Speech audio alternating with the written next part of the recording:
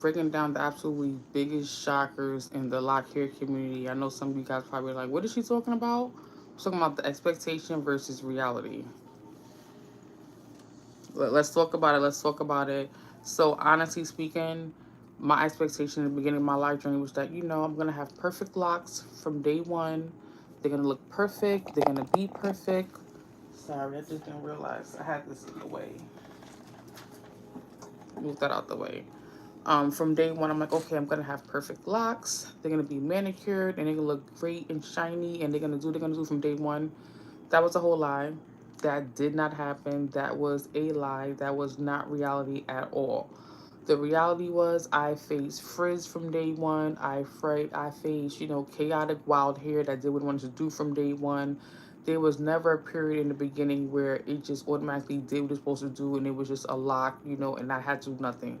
That never happened. So that's the first misconception. So the frizz and neatness, a whole lie. That's not how it goes down at all. But if you know, if you're in a lock community out here, you already know this is the truth. So hopefully this hits surface with someone 360.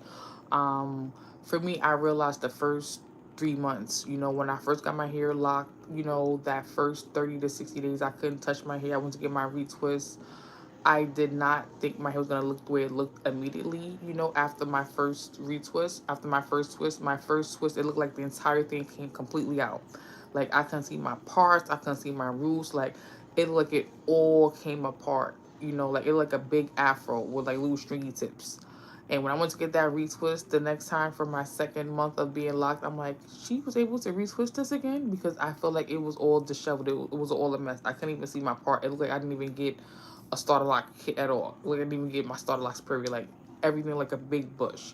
But that's just my reality. That's what I went through. The second point I want to talk about is the maintenance part of it.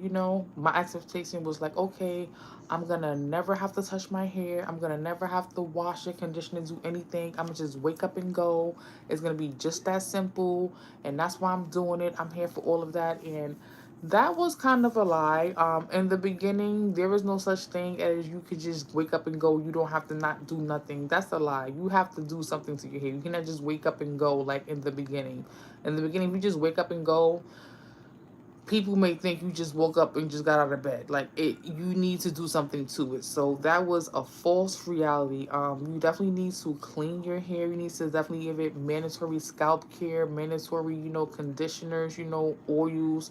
You need to, definitely find your favorite go-to products, what works for you, what doesn't work for you. You need to really, really find that. And for me, I'm gonna show you two of my favorite go-to products. So this first one, this is an AphoG. This is a two-step protein treatment for colored hair, bleached hair, damaged hair. This has worked wonders for me. Since I've been on my lock journey, I have not lost a full lock yet. I say yet because I know it can happen to anybody, but I have not lost a full lock at all since I've been 6 years locked. And thanks to this AphoG, it's a two-step protein treatment. You can get it on Amazon. It's about maybe $30, maybe $40. And my other one I talk about all the time, I really, really love this one. This is the L'Oreal Mega Moisture conditioner. This is not a leave-in, this is a washout. It smells so good. It smells so tropical. This is one of my favorite go-to conditioners when I have to wash my hair and put in that protein treatment.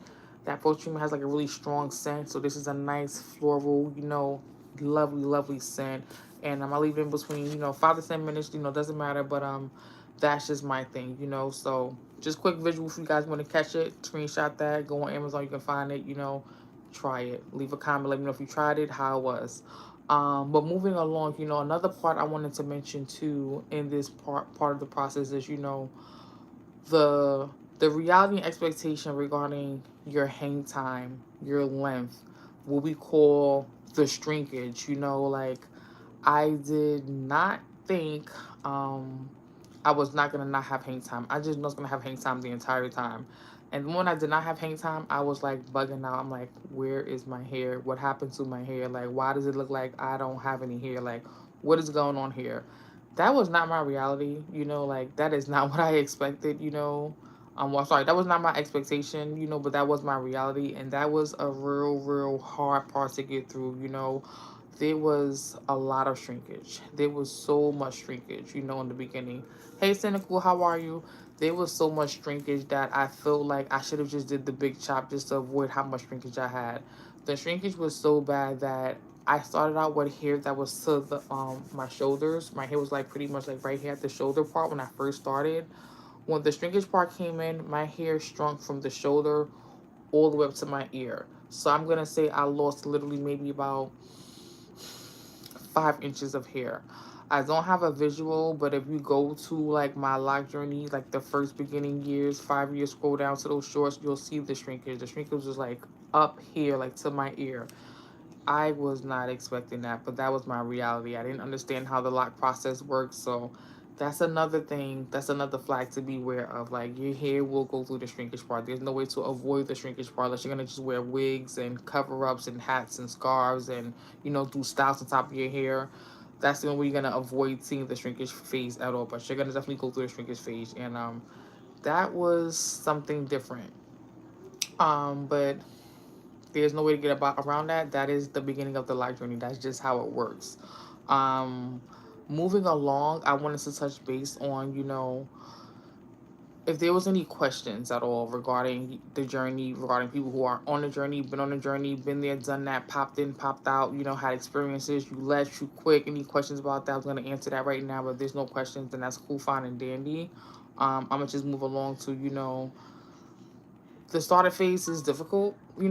It's a phase where everyone just ends up quitting and they just feel like I can't do this anymore, and it's understandable because you need a lot of self-confidence and it doesn't look the way you want it to do. And again, the expectations is real. You may expect a year like you're gonna go one way, but it may go a whole different other way. And that's just because you don't know what you don't know until you do some research. You needed to do research, understand what it was gonna be at. And I personally didn't do enough research, so I was really shocked at the shrinkage phase. I was shocked at, the frizz phase. I was shocked at the amount of maintenance I needed initially. I was totally under the impression that I didn't have to do none of that, period, point blank, ever. I didn't know I needed to get to certain phases for it to, be able to be in that predicament. And once I got there, I'm like, oh, so this is what they really meant. It ain't for everybody necessarily. So you definitely got to pay attention. You got to read the signs. You got to do the research. You got to figure out what works for you.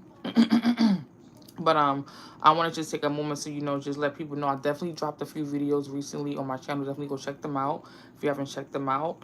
And definitely make sure you look at the link in my bio. I have an ebook out on Amazon, and Gumroad's called What Actually Mattered and What Didn't Matter in My Life Journey. So definitely make sure you pay that some attention if interested.